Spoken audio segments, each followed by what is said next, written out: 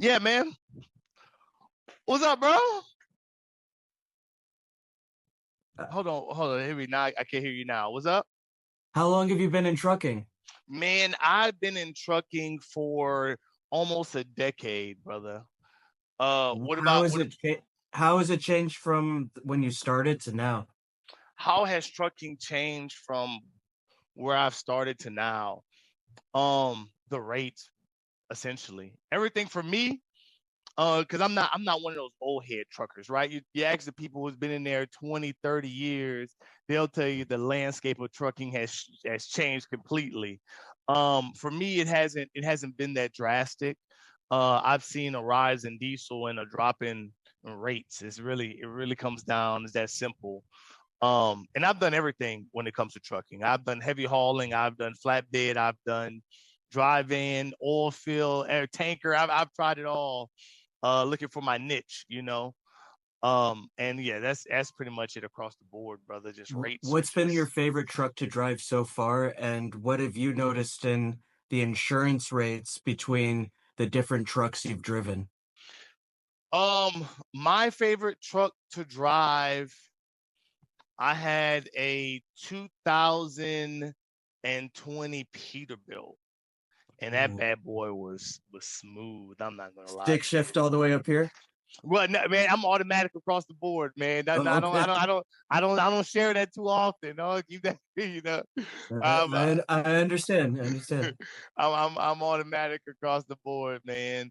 Um, but no, bro. So as far as insurance is concerned, I'm glad you asked. I've never understood the proportion of, okay, how come my insurance raises every time I add a new driver? I mean, it's the same truck. If I add, so let's say I had two drivers assigned to one truck. Yeah. Why is it that I have like one driver is driving the truck, but when I add a second driver to that truck, the insurance goes up? I never understood that. That's a good question you have. So if you're looking for a driver and your DOT is new, hey, how you doing? Hey. Say hello. If you're if you're a new DOT and you're looking for a driver, you want to find a driver that's same state as you, the same Hmm. state as the DOT. It's Hmm. one of the most important things when you're a new DOT. Really? Because when you're a new DOT, your options for insurance is limited, Hmm.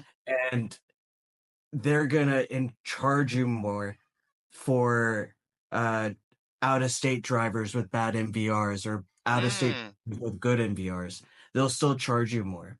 I see a lot of people that'll get New York licenses because New York licenses are easier to get comparatively to uh, other licenses. There's less background checks involved. But if you're a Texas DOT and you get a New York license to drive for you, you'll notice that the rates will be higher than if you got a Texas driver's license. That's actually so. Speaking of, I'm just gonna intro of all my kids here. Say hey, Sonny. That's all Uh, right. Kids are beautiful. Don't worry about it. It's a good appreciate thing it. about it. Indeed, indeed. So, let me ask you this, okay? Because I live in Louisiana, and Uh, I watch all of your TikTok videos, and one of which it solidified a theory, right? Which is that Louisiana has the highest insurance rates yeah. in the country. So is there I don't, I want to make sure we're legal across the board here, right? Is there any way that my business can be registered in Louisiana, but I'm able to get insurance outside of Louisiana, or you have to get your insurance wherever your business is registered?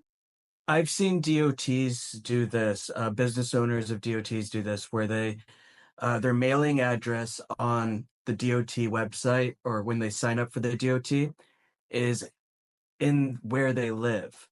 And let's say Louisiana, and they're where they park their trucks and where they do business is in Texas.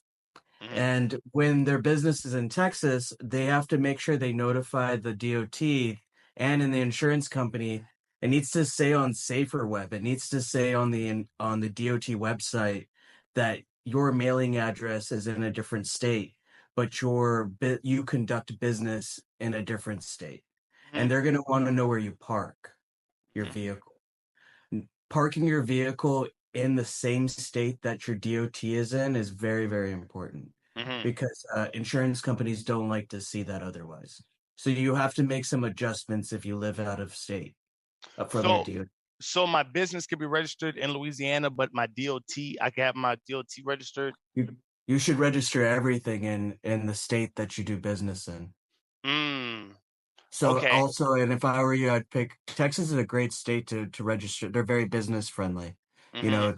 know, let's say that you wanted to sell your trucking company at some point for good reasons, Mhm. or maybe you would want to pick a state like Texas or someplace where there's lower taxes. So when you do sell your business, uh, you will pay the minimal tax. And also when it comes to paying yourself, you want to pay minimal tax. So picking to where you do your business for trucking is really important, and you should pick it based off of the tax rates of that state, and you Mm. should find an insurance agent that can run multiple states for you to give you an idea because some states might be cheaper. Mhm. If you're a California DOT and you move to Indiana, you'll see more than a 50% decrease. So yeah, so how long have you been in the insurance industry? And tell me about what it is that you do. I've been in the insurance industry for 10 years. I primarily help long haul truckers with dry van and reefers Mhm. uh, across country, mostly Midwest states, New Jersey, Philadelphia, Indiana, Texas, um, all the other bordering states as well. I help them find lower cost insurance. So, as we all know, long haul trucking insurance is very expensive, and and finding the best price is the most important thing, but being covered is also important. Um, One of the things that I think truckers have a hard time is finding an agent that they trust, an agent that they get to know, and an agent that has been in the game for at least 10 years or longer. It's hard to find all of those things because the other day I saw a quote from an agent, and and I couldn't believe that they left out specific coverages. Um, for example, I think all truckers should have towing. I think it's very important. You never know when your truck will break down, and having assistance in towing is very important. A lot of times, agents will leave something as minor as that off, and they'll leave their trucker either with a big bill at the end or no assistance with towing. And they, I'm sure everybody would love and expect towing when their truck breaks down. For sure, for sure. You said something. You said that it's difficult to find an agent who's like a veteran in the industry, right? Absolutely. What's the importance of that? What's the importance of saying, I have an agent who's been in the industry for a while? That's a good question. I think one of the importance of finding an agent that is a veteran is one, let's say that get into a claim. You have a bad accident, you get into a claim.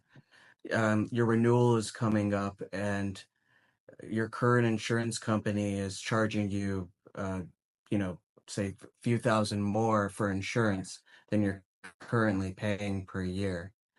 You want an agent that's going to be able to maneuver through that, have multiple carriers that he can shop with, and be able to give you good suggestions in order to guide your company, so you can run the day-to-day functions of running a trucking company. So I think that's one of the most important things of finding a veteran agent is that you don't have to explain too much. He's going to do all these things in the background already. He's going to shop around with different carriers, um, be able to guide you on what to do if your truck's in the shop. A lot of times when trucks break down, truckers don't know what to do with their insurance at the time of a breakdown. And one of the things you can do is ask your agent to lower the miles on the truck. Tell your agent, I'm not driving 500 miles or over 500 miles for my truck. It's in the shop. I'm driving 0 miles. or Hmm. make it the minimum. And that'll decrease your payments while it's in the shop. Come on. I didn't know Yeah. that, man. These are some of the great things that a veteran agent will tell you. Hmm. And and even not just telling, you don't want to have to ask your agent, hey, how can I save money? Right. Your agent should be able to just look at your policy and say, hey, do you want to do this? We could save you some money. Hmm. And any MVR that you have, if you're looking for a driver, send the MVR to your agent. Your agent can Hmm. run an MVR, give you a price. And if you're a new DOT, you want to find, uh, I think you want to find drivers with the same state, the same state as your DOT. For the people watching this, explain MVR, please. Oh, your motor vehicle report. It's Hmm. very, very important. It's so important. It's important in your If you have a CDL, motor vehicle report is important in your personal vehicle and in your commercial vehicle. 100%. Any tickets that you have in your personal vehicle, it'll impact your ratings in a commercial vehicle for sure. Oh man, do you know the timeline as far as reporting from, the report carries over from your personal vehicle to your CDL? Yeah, it varies state to state. It varies state to state. So, I think Texas has a lower time period. It might be like 3 years, 2 to 3 years. Hmm. California has a long period, so it just depends what state you're in.